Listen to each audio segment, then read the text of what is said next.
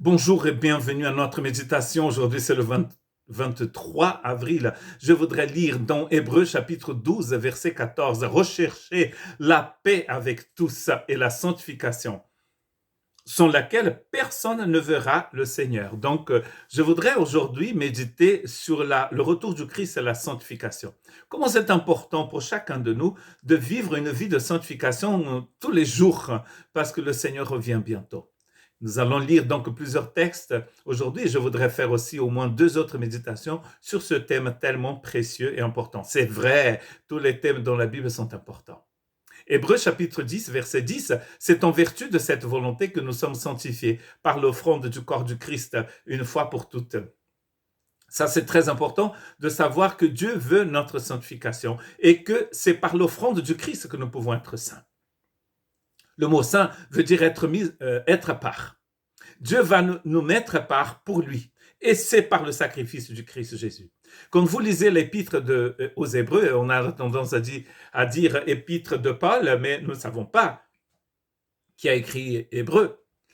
Et dans cette épître, c'est écrit dans le chapitre 9, parce qu'il va comparer donc l'Ancien Testament, la loi, les sacrifices, certains personnages de l'Ancien Testament comme Josué, Moïse, des anges, avec le Christ. Et le Christ dans Hébreu, il est supérieur.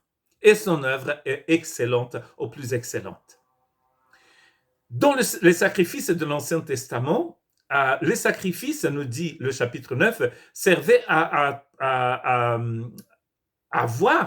donner aux gens une purification extérieure, rituelle, tandis que le sang du Christ purifie notre conscience, nous dit le chapitre 9.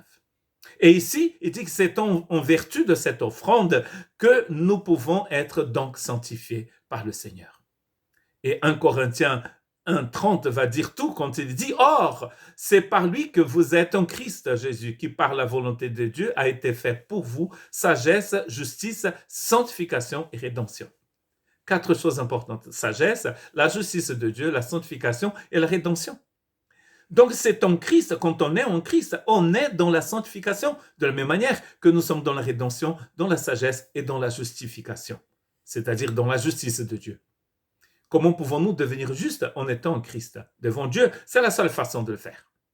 Nous ne pouvons pas nous déclarer nous-mêmes justes devant Dieu par une religion. Le fait d'obéir à une religion ne va pas faire de vous une personne juste. C'est le fait d'être en Christ. Ça, c'est tellement clair dans la parole de Dieu. C'est clair. C'est très clair. Et ici, il nous montre bien que notre sanctification, nous allons la retrouver en restant, en demeurant en Christ Jésus. Car sans moi, dit Jésus dans Jean 15, vous ne pouvez rien faire. On aurait pu même arrêter notre méditation ici à 3 minutes et 12 secondes. Mais nous allons continuer. Nous allons aller un peu plus loin. C'est une méditation un peu plus longue, n'est-ce pas? Mais restez assis debout dans votre voiture et écoutez ce message. Parce que le but aujourd'hui, c'est de parler du retour du Christ et de la sanctification. Écoutez ce que nous dit Apocalypse chapitre 22, versets 12 à 14. Voici, je viens bientôt. Dans Apocalypse, Jésus revient toujours bientôt. Et ma rétribution est avec moi pour rendre à chacun selon son œuvre. Je suis l'alpha et l'oméga, le premier et le dernier, le commencement et la fin. Heureux ceux qui lavent leur robe afin d'avoir droit à l'arbre de vie et à entrer par les portes de la ville. Donc là, le jour du retour du Christ, nous rentrons si nous avons une robe blanche. C'est la seule façon de rentrer ici dans l'Apocalypse, c'est d'avoir cette robe. Ceux qui n'ont pas cette robe ne peuvent pas rentrer. Est-ce que votre robe a déjà été lavée? Nous avons fait sur ce thème du retour du Christ une méditation qui va justement parler de cette robe blanche. Dans le chapitre 7, par exemple, l'Église est à nouveau devant le trône de l'agneau et elle chante. Enfin, à nouveau, je dis ça parce que dans plusieurs textes dans l'Apocalypse, on voit l'Église vêtue de robe blanche et chanter. Moi, je pense que ça parle du même moment éternel, quand l'Église est devant le trône de l'agneau. Et donc, une voix va demander, mais ces gens qui sont là, vêtus de blanc, qui sont-ils? Et une autre voix va répondre, ce sont ceux qui ont lavé leur robe dans le sang de l'agneau. C'est pour ça qu'elles sont là, devant le trône. C'est écrit.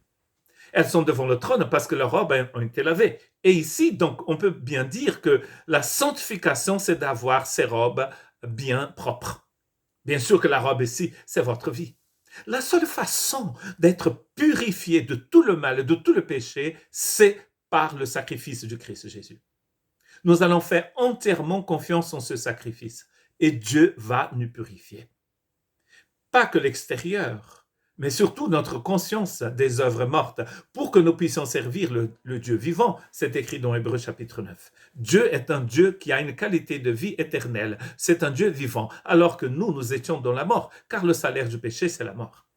Et Jésus va être clair dans son intercession, dans sa prière sacerdotale de Jean 17, au verset 17, il va dire ceci, sanctifie-les par ta vérité. Ta parole est la vérité.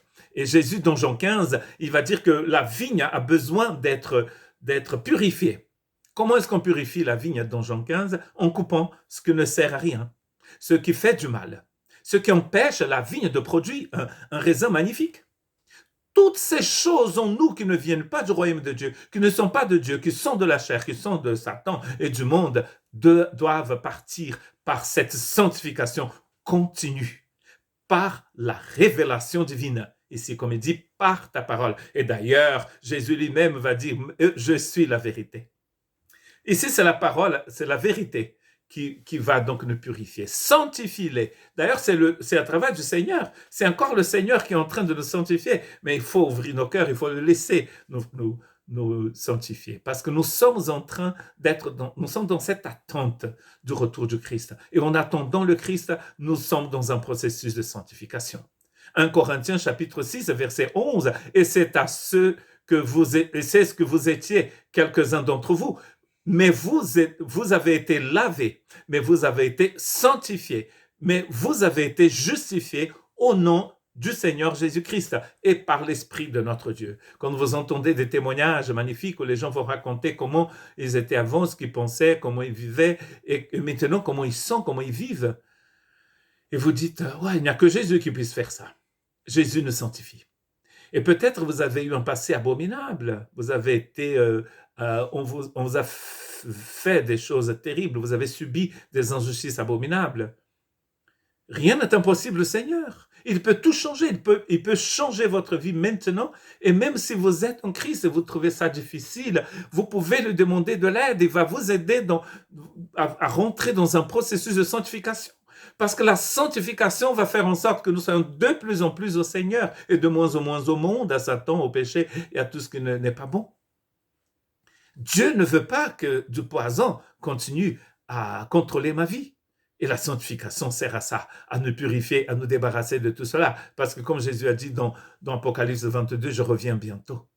2 Thessaloniciens, chapitre 2, verset 13. Pour nous, frères bien-aimés du Seigneur, nous devons à votre sujet rendre continuellement grâce à Dieu parce que Dieu vous a choisi dès le commencement pour le salut par la sanctification de l'Esprit Saint et par la foi en la vérité. La sanctification du Saint-Esprit, il dit ici. C'est magnifique. Dieu vous a choisi pour ça. Et nous devons rendre grâce à Dieu. Est-ce que vous remerciez le Seigneur de vous avoir sauvé? Dès le commencement, il dit ici, Dieu vous a choisi pour le salut. Dieu ne nous a pas choisi pour la perdition, pour l'enfer et la mort, mais pour le salut et pour la sanctification. Mon dernier texte se trouve dans 2 Pierre chapitre 3, verset 18. Mais croissez dans la grâce et dans la connaissance de notre Seigneur Jésus-Christ. À lui soit la gloire maintenant et pour toujours. Amen. Et je disais dans ma méditation en portugais que parfois, je me souviens quand j'étais jeune au Brésil, on entendait, parfois c'était le titre d'une conférence, la conférence en portugais c'était O melhor de Deus está por vir. Le meilleur de Dieu va encore arriver en quelque sorte. Ça, c'est un mensonge du diable. Je vous choque peut-être en disant cela, mais c'est un mensonge. C'est écrit dans Éphésiens chapitre 1, verset 3, que en Christ, nous avons déjà été bénis de toutes sortes de bénédictions spirituelles dans les lieux célestes en Christ Jésus. Et dans Colossiens, Paul dit, vous avez tout pleinement en lui. Donc, si nous avons déjà tout en Jésus, Pourquoi est-ce que certains nous disent que le meilleur de Dieu est encore à venir? C'est pas possible. C'est forcément un mensonge. Donc nous allons vivre comme des chrétiens qui n'ont pas encore reçu la plénitude. Mais Colossiens bien clair, nous avons la plénitude. Le problème, c'est qu'il nous manque la connaissance. C'était le même problème d'Israël. Quand vous lisez le livre d'Osée, et d'ailleurs, mes frères et sœurs, il faut oser. C'était une blague. Quand nous lisons le livre d'Osée, c'est écrit que le problème d'Israël, c'était qu'ils n'avaient pas la connaissance de Dieu. Et ici, Pierre nous dit qu'il faut grandir dans cette reconnaissance du Christ Jésus. Que Dieu vous bénisse. Maranatha. Hein?